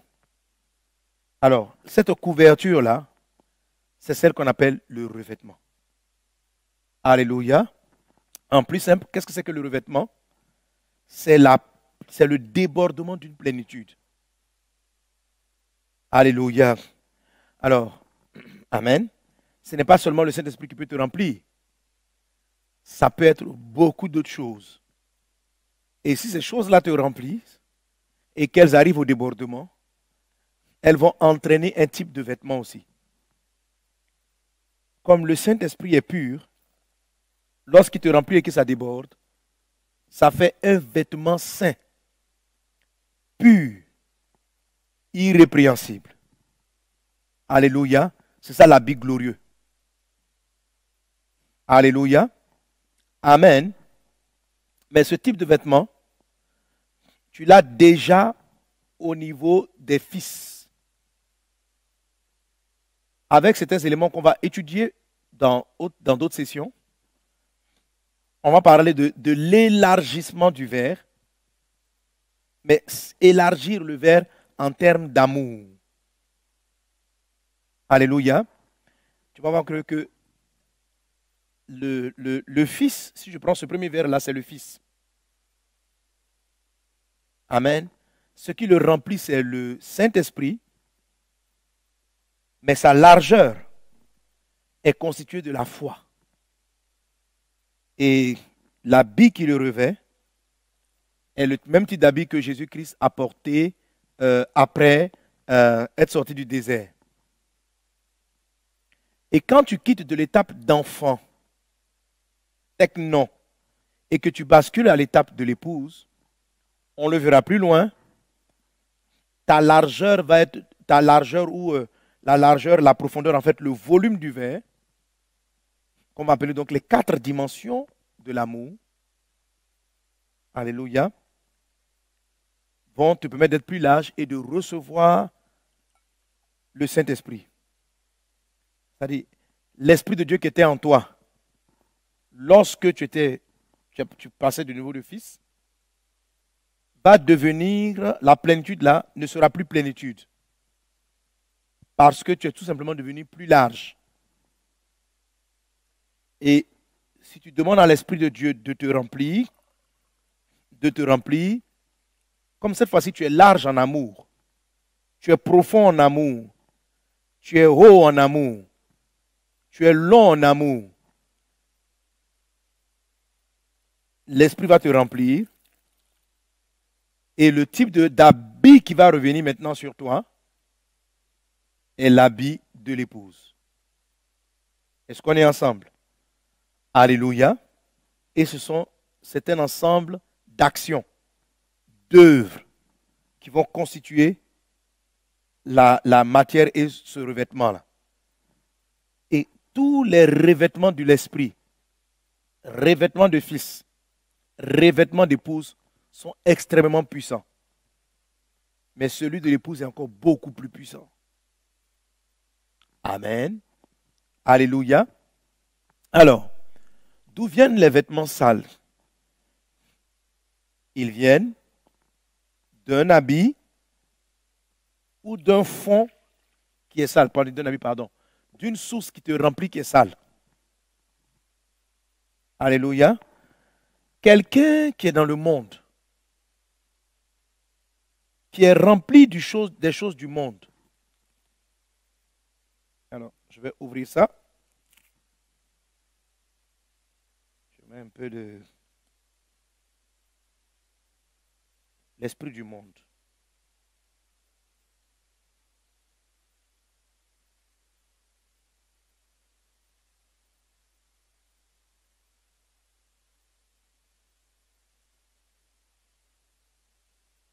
Alléluia. Donc, tu donnes ta vie à Jésus. L'Esprit de Dieu vient en toi. Et tu vois, tous ces vêtements, je vais l'expliquer dans la suite, ok? Mais déjà, attendons un peu sur le visuel et tu vas comprendre mieux dans la suite, ok? Mais, tu es toujours devant les choses du monde. Toujours sur ton ordinateur, regardant des vidéos étranges, des choses bizarres. Tu es toujours en train de causer avec des amis, mangeant, discutant de choses. Tu es ce n'est pas peut-être des péchés, mais ce n'est pas l'Esprit de Dieu. Tu es rempli de l'esprit du monde, l'esprit de maman, l'esprit de m'as-tu vu. Donc, tout ça sont des esprits négatifs. S'ils viennent te remplir, même si tu as commencé ta vie avec le Saint-Esprit, et que je viens renverser ça. Donc, je deviens rempli d'un peu du Saint-Esprit parce qu'il y a de l'eau, mais de beaucoup de café. Bon, ce n'est pas du café, d'impureté. D'impureté, ok? Et si je continue, il y a un revêtement. Mais le revêtement n'est pas pur, n'est pas sain, n'est pas propre. Ça, ce sont des mauvais habits. Alléluia. Qui vont entraîner des problèmes. Donc, tout habit, que ce soit ceux du Saint-Esprit, fils ou épouse, les différents vêtements dont on parle et dont on parlera. Habit de pharisien, c'est quelqu'un qui est rempli, qui fréquente les gens qui sont hypocrites, des gens qui font semblant, tu marches avec des fidèles comme ça, des gens comme ça, tu vas finir par porter, tu es rempli, tu vas porter un habit de pharisien. Tu as été blessé par la vie, tu peux porter un habit de deuil, etc. Et tous ces types de vêtements vont avoir une incidence sur toi. Alléluia. Alors, lorsque ces choses-là sont en toi et que tu veux aspirer à l'habit de l'épouse, Jésus dit, celui qui a soif, qu'il vienne après moi des fleuves d'eau vive couleront de son sein. Alors, tu vas chercher le Saint-Esprit. Amen. Et Jésus dit, j'enlèverai, Dieu dit, je vais enlever l'habit je vais vous enlever, je vais te donner un vêtement de louange au lieu d'un esprit abattu. Donc, supposons que l'eau sombre ici soit l'esprit abattu. D'où vient le vêtement de louange? Lorsque tu es conscient que ton vêtement n'est pas le bon, tu viens auprès de Dieu. Seigneur, enlève l'habit sale. Revêts-moi d'un vêtement nouveau. Et tu demandes au Saint-Esprit, remplis-moi. Allez faire la prière, dis avec moi, remplis-moi. Remplis-moi. Et plus l'Esprit te remplit, plus il te visite, il éjecte, il déchire les habits sales, les habits de deuil, et te voilà maintenant rempli des habits de gloire. Alléluia. Donc, c'est dans la présence de Dieu que la vie que Dieu a mis en nous et celle qu'il envoie du ciel, la consolation, la restauration, viennent expulser les vêtements négatifs. Donc, si j'étais triste et que je me laisse remplir de la joie divine, la joie divine va expulser la tristesse du monde et je serai revêtu d'un habit de louange, d'un diadème, d'une huile de joie au-dessus de mes semblables. Alléluia. Mais tout ça, c'est se laisser remplir par la parole de Dieu, par le Saint-Esprit, et ça va nous amener, la Bible dit que c'est de l'abondance du cœur que la bouche parle. Si je suis rempli de la vie de Dieu et que je la laisse continuer à croître en moi, elle va déborder. Alléluia. Mais lorsqu'on bascule, on progresse de niveau de fils à niveau d'épouse, il y a un manquant. Il y a du vide. Ce vide-là est une période que je traite dans un enseignement que j'appelle le désert du surplace, que Satan peut essayer de combler par toutes sortes de séductions. Alors, à un moment donné, il vient créer en moi des esprits de compétition. Donc, Caïn, il a fait une bonne œuvre. Il a fait une offrande. Mais dès que l'offrande d'Abel a été appréciée, Caïn a laissé Satan le tenter. Amen. Et il a lui mettre dans le cœur des pensées de jalousie et des pensées de meurtre. Que c'est parce que il est là que Dieu l'apprécie pour tout. Donc c'est ce qui amène, par exemple, les hommes de Dieu à vouloir tuer Jésus. Donc les scribes, les pharisiens étaient jaloux de Jésus. Et qu'est-ce que ça fait? Si cette personne-là, en même temps, demande, je vais être utilisé par Dieu dans un esprit de compétition, l'eau va grandir et ça va engendrer un revêtement sale. Et ça va produire des œuvres sales. Tu vois, ça va créer des hommes de Dieu qui critiquent d'autres, qui injurient leurs frères. Ils vont commencer à produire des œuvres imbibées de charnel, de jalousie. Et Caïn a produit, après avoir fait une offrande à Dieu, il a produit une œuvre de meurtre. Il est devenu meurtrier à cause de ce qu'il n'a pas vidé. Il n'a pas dominé le mal qui était dans son cœur.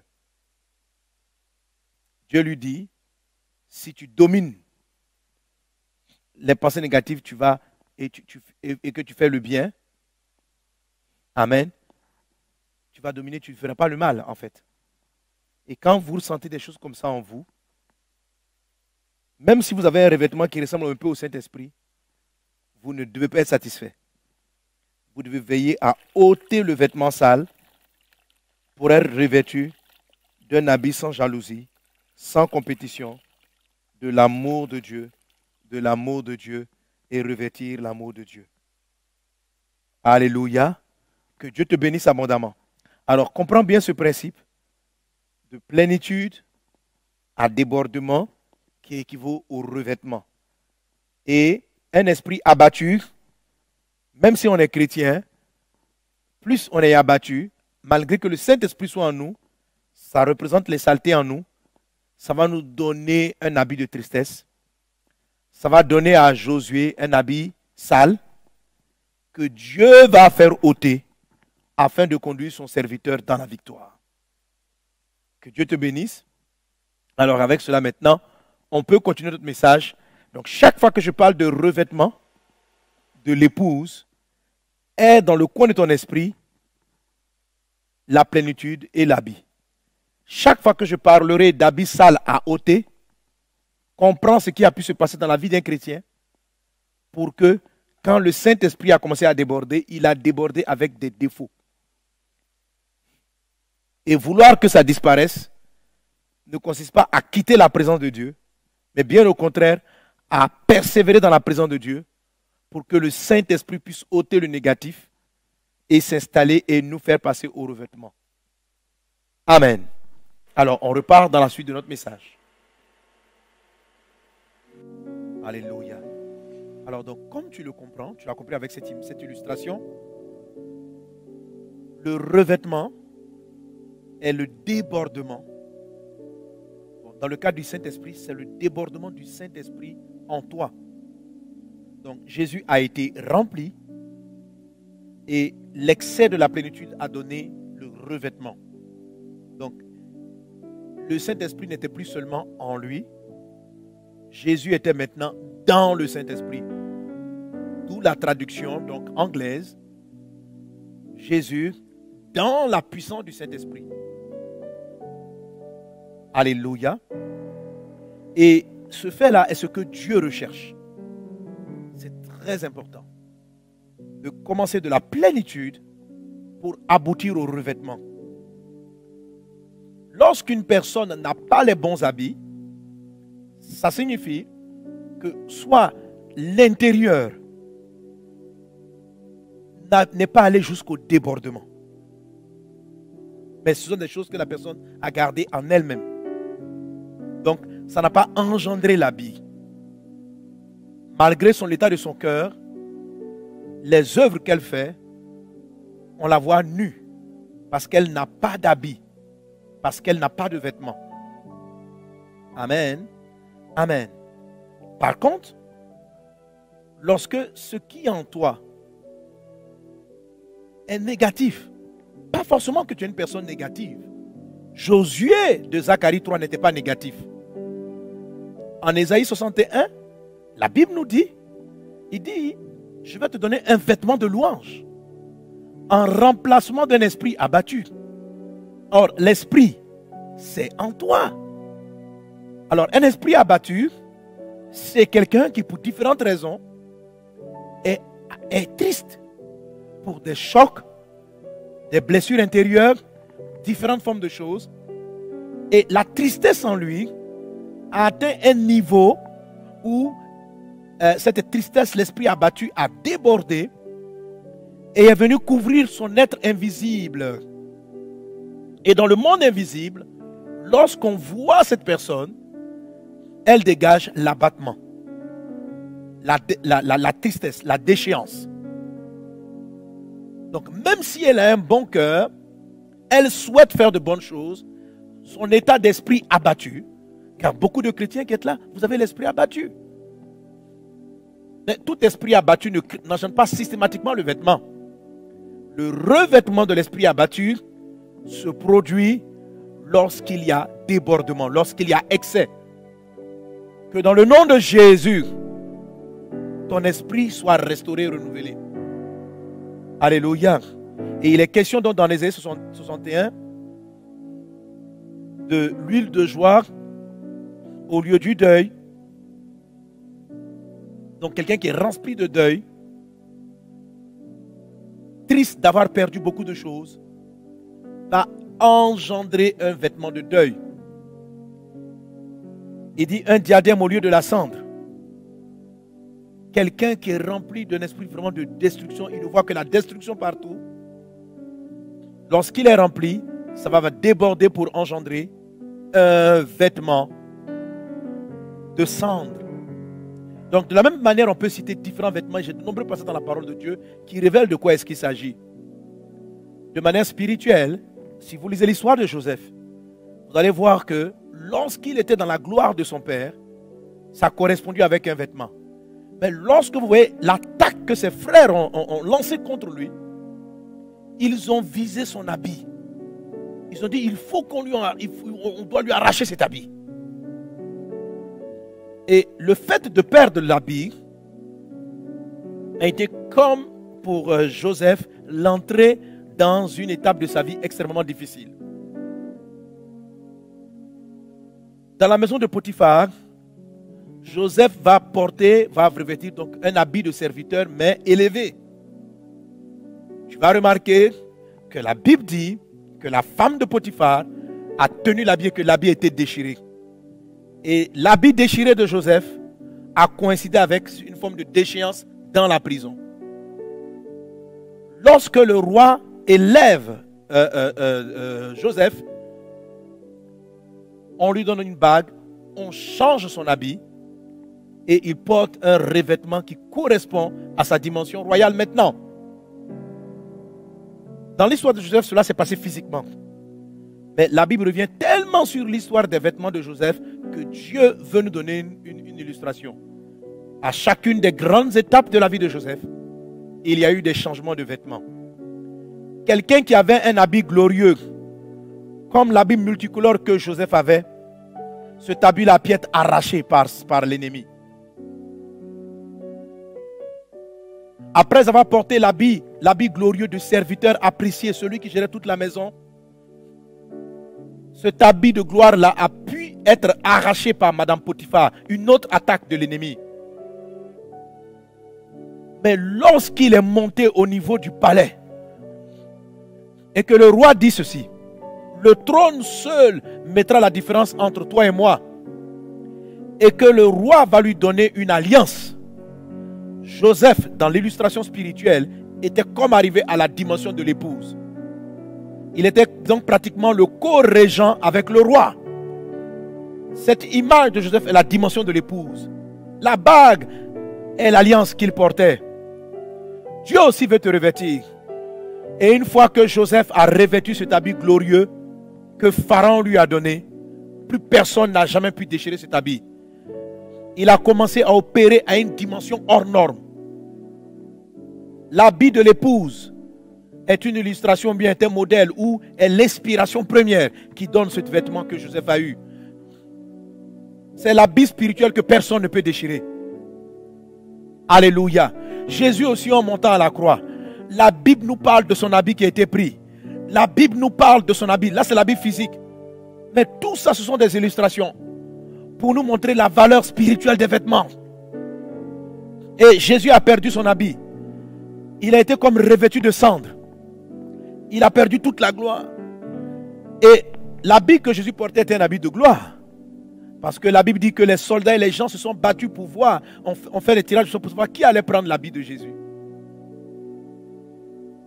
Alléluia. Mais Dieu avait permis que cet habit-là soit enlevé. Parce que Jésus allait revêtir à sa résurrection un habit plus glorieux. L'habit de la résurrection. L'habit de l'époux. L'habit de l'époux. Jésus a été revêtu de l'habit de l'époux. Dans cette dimension de vêtements, la Bible dit qu'il brillait d'une gloire indescriptible. Alléluia. Et je crois que pour moi, tout ça, vous voyez, c'est comme une vision spirituelle en fait des choses. Vous savez, quelque temps avant qu'il n'aille à la croix, Jésus est monté sur la montagne, l'histoire de la transfiguration. Et la Bible dit que ses vêtements sont devenus blancs. Je crois que les apôtres qui étaient là ont dû voir maintenant l'habit spirituel de Jésus. Alors je me dis que peut-être que Moïse et Élie qu'il a vu là-bas étaient venus lui faire l'essayage. pour essayer, pour dire, bon, ok, voilà l'habit de l'époux avec lequel tu vas attendre l'épouse. Ok, on prend. Et c'était tellement glorieux, les apôtres disent, non, on reste ici. Non, Jésus est en train de préparer à porter l'habit de gloire. Effectivement, après sa résurrection, Jésus-Christ était différent. Ces apôtres qui avaient marché avec lui pendant plusieurs années ne l'ont même pas reconnu. Il était glorieux. Avec cet habit, avec cette gloire, Jésus traversait les murs. Il était humain, il avait un corps humain, il pouvait manger, on a pu toucher sa main. Mais il traversait les murs. Il pouvait apparaître à des endroits différents. Des endroits séparés de plusieurs kilomètres. Il disparaissait, il apparaissait. Je ne sais pas ce que va donner l'habit de l'épouse. Mais je sais que c'est le niveau le plus élevé du vêtement que puisse porter un croyant. Il y a les vêtements lorsqu'on est les fils préférés, ce que Joseph portait. Et il y a le vêtement lorsque Joseph est assis et est le personnage numéro 2 de l'État, c'est-à-dire autrement dit, dimension de l'épouse. Un habit intouchable. Plus jamais tu n'as entendu que Joseph a été combattu par qui que ce soit. Bien au contraire, tout le royaume et tous les gens du royaume lui étaient soumis. Il était brillant en sagesse, en intelligence, portes ta tenue de l'épouse, revêt-toi de l'habit de l'épouse au nom de Jésus. Je veux que tu aspires à cet habit. La Bible dit que tu ne dois pas être trouvé nu. La Bible dit que pourquoi tu arrives aux noces sans habit de noces? Tu dois porter ton habit de noces. Tu dois le porter. Et je finis avec cela. Lorsque tu portes un habit qui n'est pas l'habit de noces, qu'est-ce que ça signifie? En fait, tout ce que je viens de donner avec Joseph t'explique un peu. Tu dis cela. Un habit indique un événement qui va t'arriver incessamment. Donc, tant que l'habit est porté, tu restes dans le cycle de cet événement-là. Ce n'est pas quelque chose de mystérieux. Si vous me voyez porter un habit de sport, vous savez que je vais faire du sport. Si je porte un pyjama, je suis en train de vous dire que je vais aller me coucher. Alléluia. Si je porte une forme de peignoir, je suis en train de te dire que soit je vais me prendre une douche ou je viens de sortir de la douche. Est-ce qu'on est ensemble? Alléluia. Alors imagine-toi quelqu'un qui est un ministre, membre du gouvernement, mais qui va au travail et il arrive à son travail en pyjama. Qu'est-ce qui va se passer? Les gens vont le prendre pour un fou. Il a beau être le ministre, il a beau été désigné par le chef de l'État, mais l'habit simplement peut le disqualifier d'entrer au palais et de siéger au conseil des ministres. Parce qu'on ne va pas accepter, même si à titre de ministre, il a droit de siéger au conseil des ministres, parce qu'il a porté un pyjama, parce qu'il s'est mis en short avec des baskets. Il arrive, on dit, où tu viens? Il dit, je viens au conseil des ministres.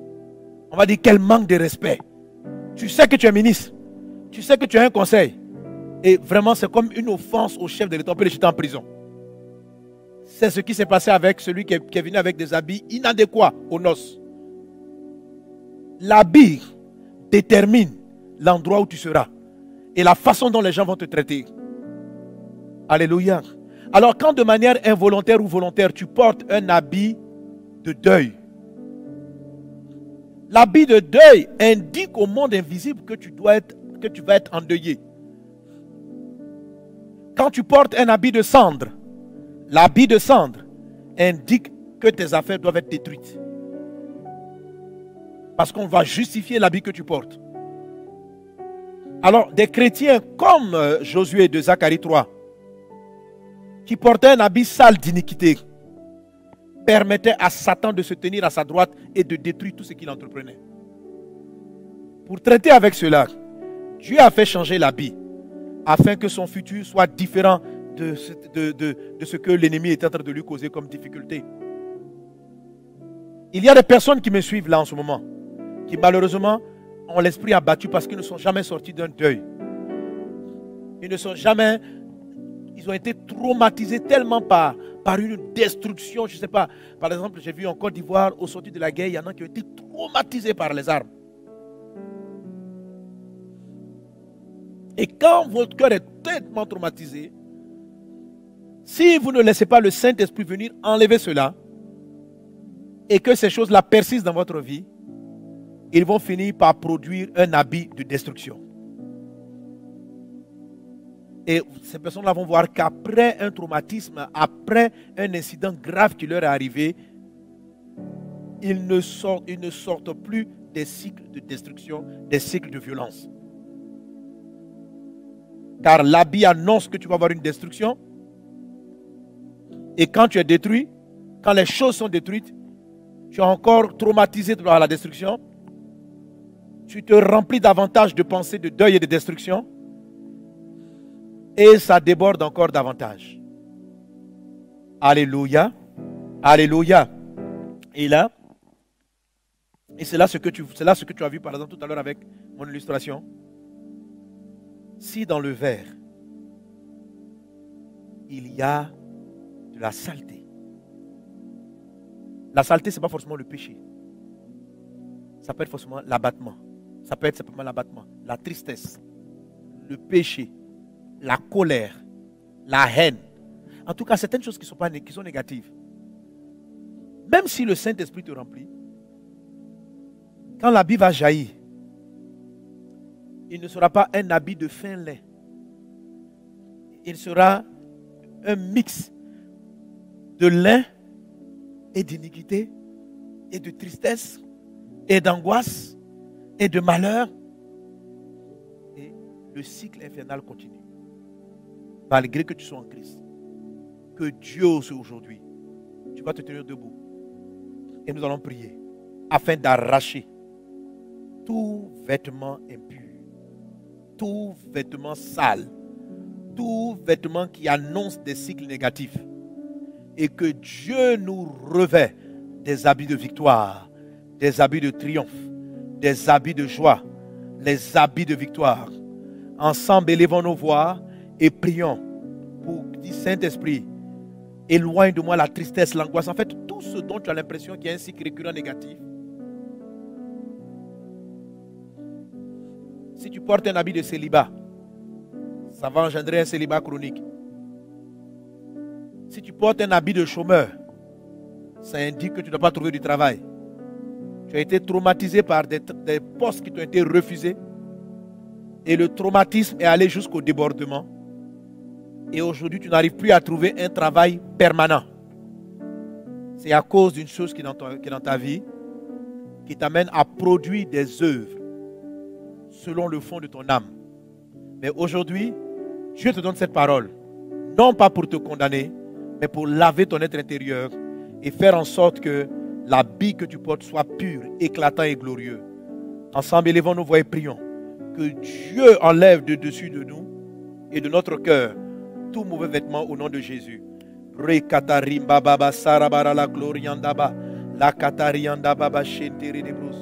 Père, je prie pour tes serviteurs et tes servantes.